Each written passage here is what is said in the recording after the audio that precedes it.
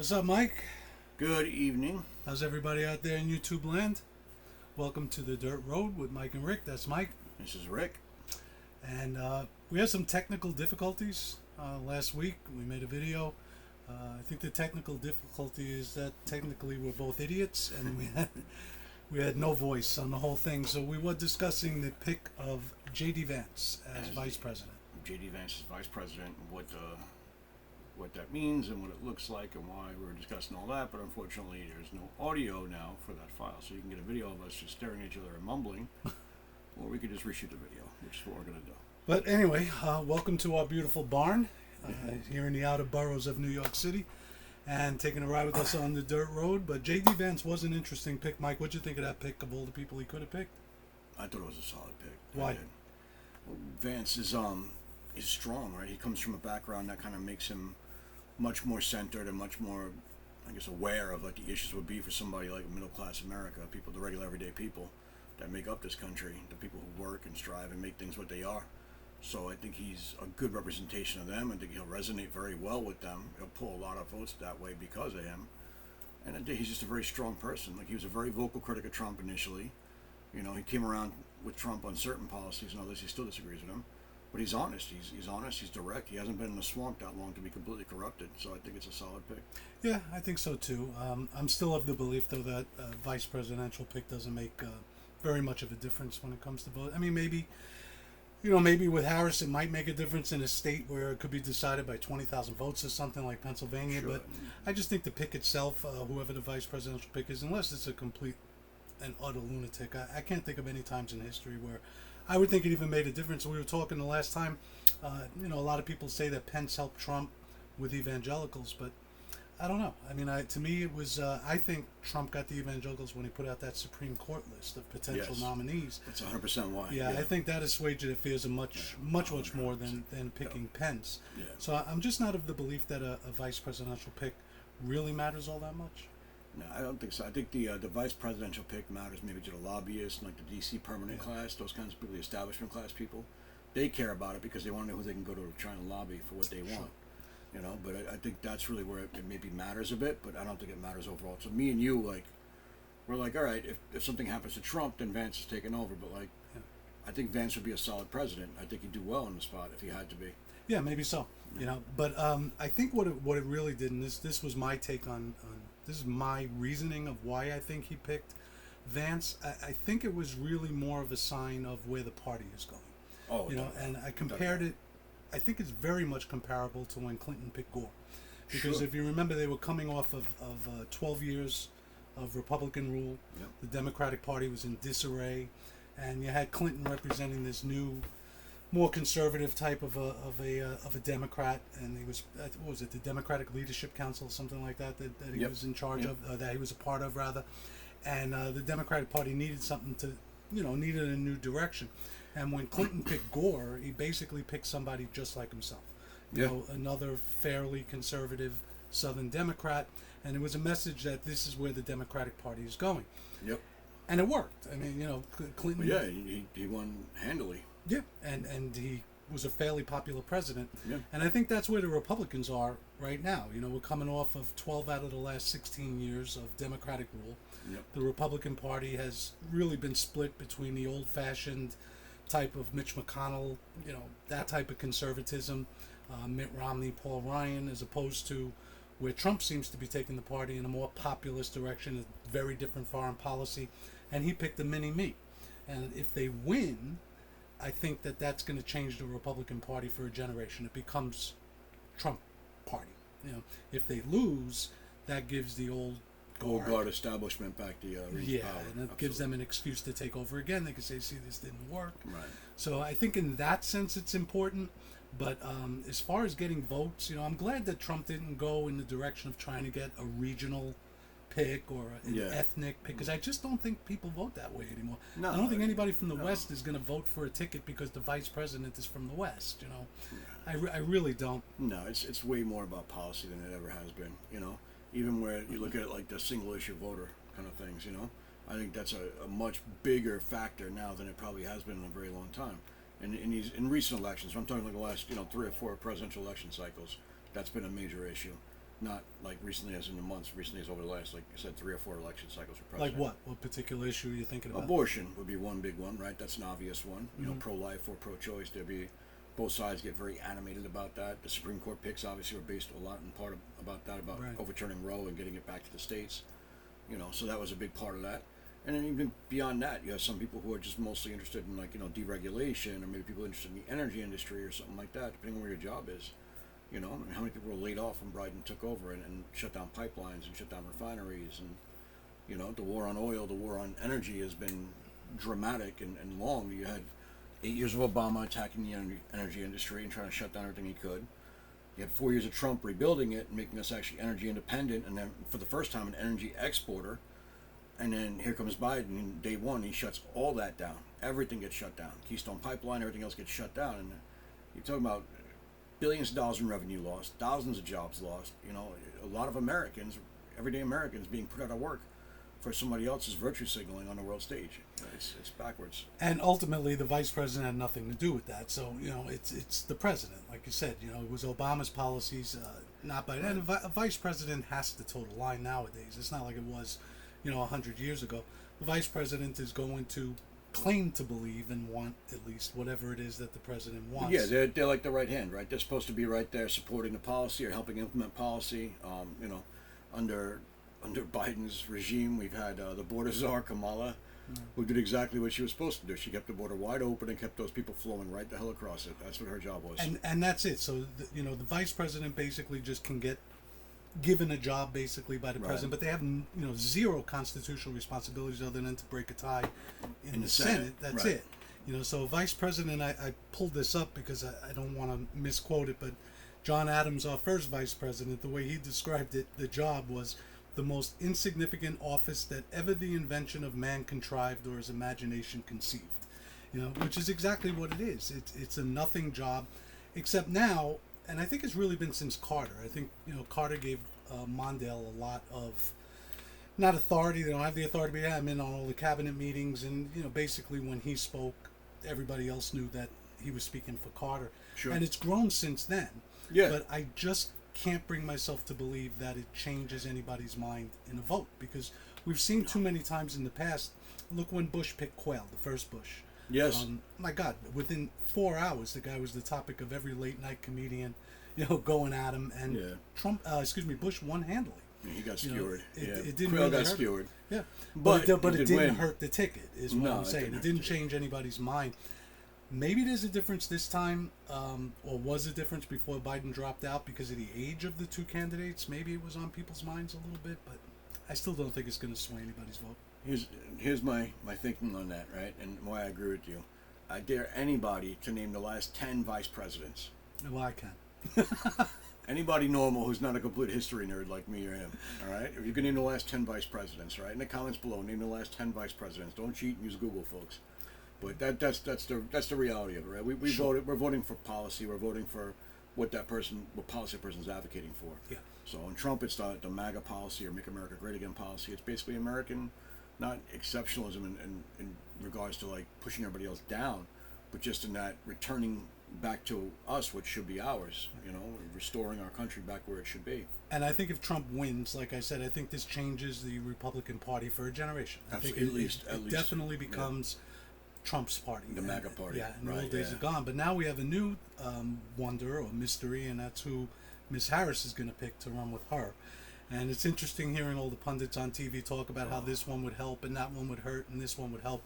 And again, I think that's a total bunch of shit. But in a close election, Mike, I guess maybe if you could, you know, if Well, you're worried about like a certain state, so like Yeah. say like a swing state, you know, Right. where maybe you're looking to maybe overcome the 10 or 20,000 vote gap that you need to win that state.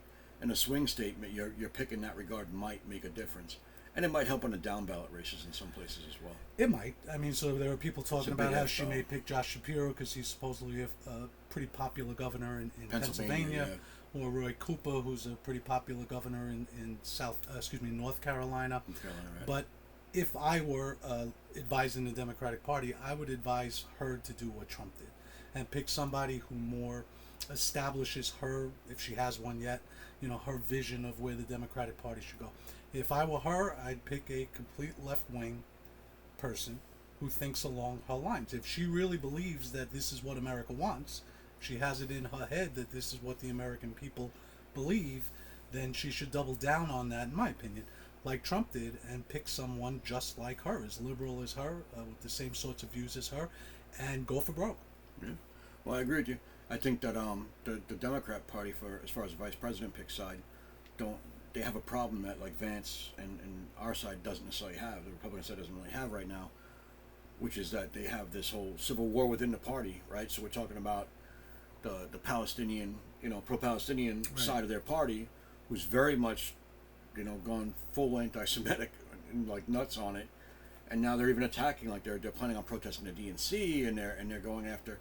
So if she's going to win in any way, shape, or form, in any reality, if she's going to try and win, she has to pick a vice president candidate that can unite that wing of the party. That's exactly right. That's what I'm saying. Bring it Like, back I don't together. think it would make sense for her to pick somebody that's more pro-Israel, or a Right. Democrat that would disagree with her, because everybody would know that it's bullshit. Because she's going to Exactly. do what she's going to do if she's president, Yep. and the vice president's going to have to carry that out, or help her carry that out, rather. So that's exactly what I'm saying. So if I were her, I would pick. If I were advising the Democrats and I had that job, I would say do what Trump did and pick a mini Kamala. Pick somebody Sure. that has those views and double down, because if she truly believes that this is where the American people are, double down on that and bring it to the voters. And if you win, you win. I mean, but if you don't, you don't. But that's where I would go if I were her. I don't see her doing that well, honestly. You Doing look at what? her like for the presidential race. I just can't see her overcoming this. Like, I mean, she's only got a few months, right, to run this race. Biden held on to that thing with the death grip until literally they pulled him off of it. And we'll do another video on that, maybe. Yeah, I think that's a good idea. That whole thing that's a whole subject unto itself right now. Sure. Right. But what do you think of what I said about, if she... Do you think that would be a good strategy? I mean, you've been in politics, you've ran for office. Yeah. Do you think what It's I'm hard. saying makes sense? Or Yeah, do you no, I do. I disagree? agree. She has to pull somebody that's gonna share her vision and help her carry it forward. The last thing in the world that she needs is somebody in the wings waiting with knives to take her out, so they can move their own star up Yeah. ahead. But that seems to be antithetical to the way most people think. I mean, that's why I think maybe I'm wrong, because most people tend to think that you need, the word they always use is balance, right? We need to balance the ticket, whether it's ethnically or feel like- regionally or even philosophically. I feel like people say that because they feel like it's a virtue signal, right? So they say that to try and make themselves seem like they're fair and they're balanced in some Yeah. way, portray Maybe themselves so, that way. yeah. Maybe But so. the reality is, I think most people actually feel the way you do, where they're like, you know what? No, absolutely not. Let's push this agenda. Progressives want a progressive in that seat, right? Exactly, yeah. Absolutely. Right. And especially the pro-Palestinian progressives. They want somebody who represents their interests in that White House. And they don't feel like it's Kamala right now because she's too closely tied to Biden. Exactly. And there's no way she's overcoming that in these few months. She's not going to be able to rebuild that relationship. She needs Right. a vice president who brings that side of the party with them. So she shouldn't run from it. Basically, is what you're saying. No, That's absolutely what I'm not. saying as well. Strategically, if I'm a Democrat strategist, right? If I'm doing a presidential strategy for them, my thing is this, right? I'm going to look at Kamala and be like, all right, you need to pick a vice president that brings that progressive pro-Palestinian side back into the fold. Because without that, that's their base. Right. Without that, that's a 20-30% hit to their Now, numbers. that doesn't mean bring on some anti-Semitic lunatic. You're not talking about No, that, we're not talking about like a goose-stepping, card-carrying Nazi. No, but but- somebody from that wing of the party. Exactly, and again, that's so counter to the way politics seems to be now, and that's why I really don't think it makes a difference, honestly, in the end, because this balance of ticket thing, I can't think of one time in history it worked. I mean, people do believe that maybe LBJ helped Kennedy win the South, maybe so, I don't know, but I just don't, like you said, how many people can name the last 10 vice presidents? Right. Nobody goes out and votes for a vice president. You're voting for the man, or in this case the woman, at the top of the ticket. So that's where I would think she should go, but we'll find out obviously in about 2 weeks. When do they do their convention? They're doing that early roll call. They're doing the early roll call first, the video roll call because of Ohio, because they have to get the nominee on the ballot Right. before Ohio. So I guess she has to have somebody in there by the beginning of August, or the first week of August. Yes. So we'll find out. Not much longer. By the way, Another week or there's so. another quote I just thought of. I think it was John Nance Garner, one of FDR's vice presidents, who compared the vice presidency to a quote-unquote warm bucket of piss. It's just such a nothing job. A warm bucket of A warm piss. bucket of piss. Look, I'm 99% sure it was John Nance Garner, which was FDR's second vice president. God, I don't remember now. He had 3. But it's just such a meaningless job. I can't stand when people call him the second most powerful person in the world. Not even remotely. My God, they're never, ever, ever the second most powerful person in the room. No. They have no power. No, cabinet members have more power than a vice president. Absolutely. And George Washington didn't even allow John Adams at cabinet meetings. I do think, I'd have to look it up. I'm just remembering this somehow, but I think I think Mondale was the first vice president to regularly sit in on cabinet meetings. Yeah. So that's not you're that right. long ago. Yeah, We're talking about the 1970s. Yeah, well, listen, I mean, it's it's evolved so much over these last 30, 40 years. Politics, really with the Reagan Revolution, things took a dramatic turn. After Reagan, you have Bush Sr., who's the epitome of the establishment, donor class guy we don't want anymore in the party. Right on through to Clinton and Bush Jr., Obama, Trump, and here we are. So I mean, it's kind of interesting to look back over the history of it, over the recent history of it, and see how that trajectory kind of developed. The evolution of what? The power of the president? The presidency and the directions it took, but also the power, right? How much more power have they taken for themselves? In the last couple of presidencies, since Obama's term, the executive action has become the thing to do. Yeah, I think I would argue it started with Bush after 9/11. Bush and his executive orders. And Bush after 9/11. Okay, yeah, he fair took enough. it to a new level. Yeah, and Obama just built. But Obama didn't even try to hide it. Obama, if you remember, when he lost to Congress in the second year of his presidency, remember he said, "Well, I have a what do you say? I have a phone and a pen." That's right. So yeah. something to that effect. So yeah, he made an art form out of it. But it's really, we talked about this in one of our other videos. It's just bad for the country. Forget which side you're on. Businessmen, they can't plan because there's so much instability. Foreign nations can't depend on things because there's so much instability. Well, look at the chaos in the world, right? When you're weak, you empower your enemies. Yeah, and when you're not consistent, that's a sign of weakness. 100%. So I don't like the fact that the president and the executive branch have gotten so powerful. It is what it is, but I don't think, you said that they took it. I would argue more it was ceded to them. I think Congress ceded That's probably that a much power. better description. Well, Congress is a disaster, right? Right. Look, Congress for quite some time now, their approval polling has been in the teens. Sure. The teens, it never you don't break 20%. A good day will be breaking 20% for these guys. Sure. That's disgusting, and that's symptomatic of what's wrong with the country. But look at the Chevron decision also, right? Another thing that with Congress, right? So Congress ceded all this power to these regulatory agencies and regulatory authorities, who then made up their own laws as they went along and do whatever the hell they wanted to do with no recourse, for people on the receiving end of it. And the Supreme Court just ruled, no, they can't do that. Congress has to delineate these things, which it's a win, definitely.